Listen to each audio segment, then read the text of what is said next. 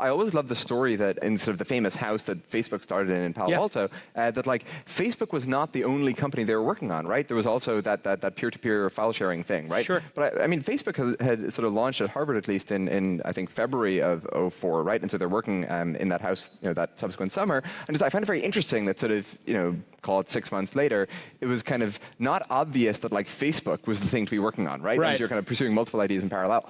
And sort of similarly,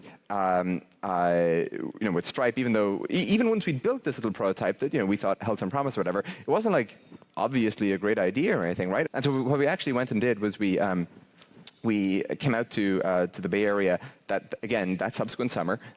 This was for us in the summer of 2010, and just decided to kind of work on Stripe as our kind of bootstrapped internship. And then over the course of that summer, basically, and again, I think there's kind of maybe a lesson here where,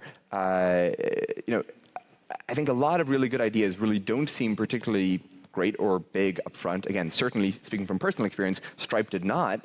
But over the course of working on it that summer and sort of thinking about it and so on, we kind of came to shift from sort of thinking about it merely as this nice little tool for developers that kind of makes their lives easier initially, which is kind of what we started out with, to kind of realizing that, well, when you sort of survey the broader landscape, it's not just that it sort of sucks for developers to have to sort of integrate payments initially into their website or service or whatever, but that like the whole edifice is broken, right? We came to appreciate that sort of what we thought was kind of this little pond was actually kind of this much larger ocean.